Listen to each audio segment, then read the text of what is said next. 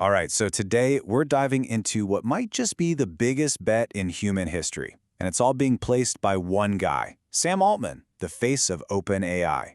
But here's the thing. This isn't just about money. No, this is a bet on the entire future of humanity. The price tag is, well, staggering. So let's really get into it and break down what's at stake. So, at the heart of this massive bet is this incredible offer, right? The AI industry, with Altman leading the charge, is basically promising that once their tech gets smart enough, all of our biggest problems, they'll just disappear. I mean, we're talking about everything. Which, brings us to the big question we all have to ask ourselves.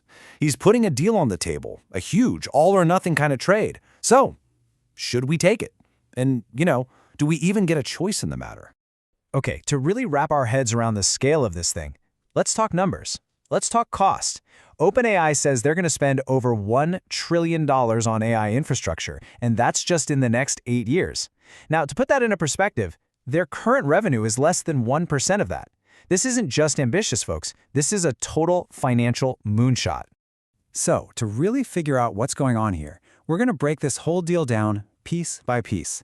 First, we'll look at the promise itself. Then we'll check out the dealmaker's track record. We'll see what we're being asked to give up, follow the money trail, and finally figure out who's actually taking all the risk in this thing. All right, first up, the trillion-dollar promise. What exactly are we getting out of this deal? What's the perfect future they're trying to sell us on? I mean, the list of things they claim AI will solve is, well, it's pretty hard to believe. The housing crisis, cancer and disease, poverty, climate change, mental health, even democracy itself? Yeah. They're saying AI will give us universal healthcare, kickstart a new age of science, and make energy basically free. It's a promise to fix absolutely everything. Now, look, a promise this massive, it really all comes down to the person making it. So let's take a closer look at the dealmaker himself. Sam Altman, he isn't a scientist or a coder by trade. He's an investor. And his whole career is basically built on these moments where he just had to ask people to trust him. So Altman's story really kicks off in the classic Silicon Valley startup scene. He founded this location-sharing app, Looped, sold it, and then climbed the ladder to become president of Y Combinator. That's a huge startup incubator. Then he co-founded OpenAI. You can kind of see how this path really shaped his whole style of making deals. Let's take Looped, for example. For an app like that to work, right, you need a ton of users. Altman always claimed they had way more users than any of their competitors, but he never actually gave a number.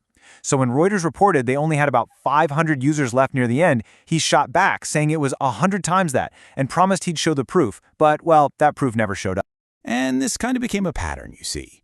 From the fuzzy user numbers it looped, to him promising Y Combinator he wouldn't invest in their companies while he was reportedly sinking up to 75% of his own money into them, the theme that keeps popping up is the simple, unspoken ask. Just trust me, bro? So, okay, if this whole deal is built on trust, what's the price we have to pay to get in?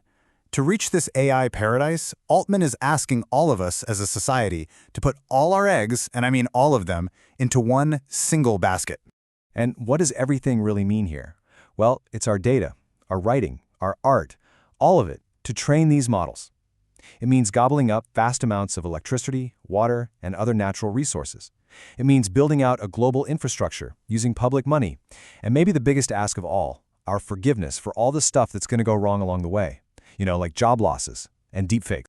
Okay, this is where things start to get complicated. While he's asking for all this from us, let's take a look at how Sam Altman's own personal investments line up perfectly with what OpenAI needs and also with the problems that OpenAI creates. You'll hear Altman say this a lot. He has no equity in OpenAI. He takes almost no salary.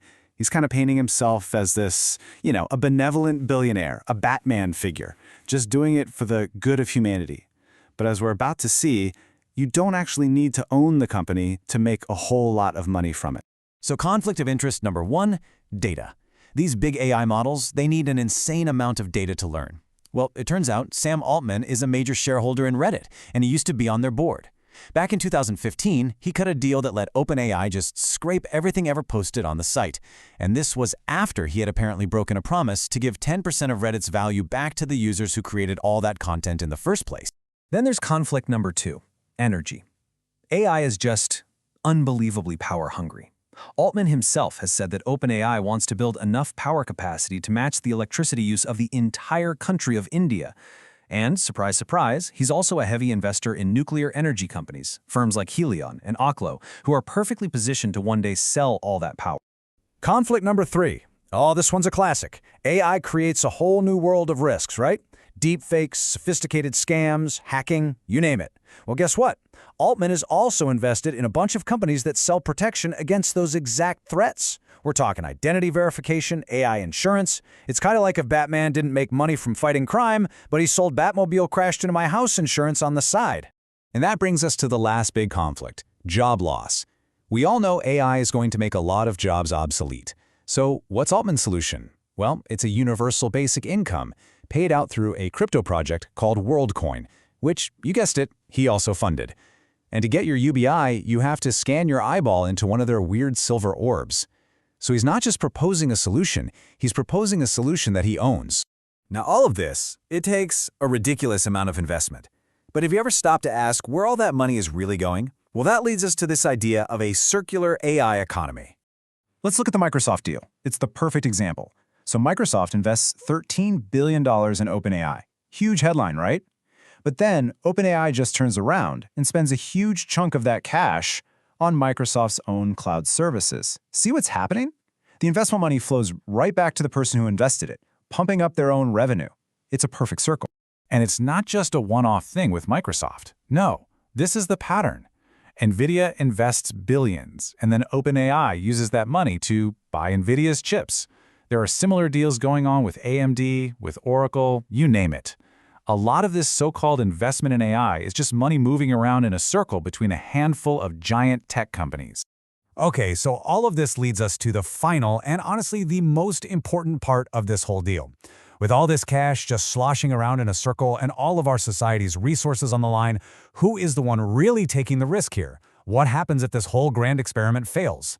You know, there's this quote from OpenAI's own chief financial officer that kind of says the quiet part out loud. When somebody asks him how they were going to finance this trillion-dollar dream, he called the government the backstop, the guarantee, the unspoken part of that. The assumption is that if this massive private bet goes belly up, it's our tax dollars that are going to have to bail them out.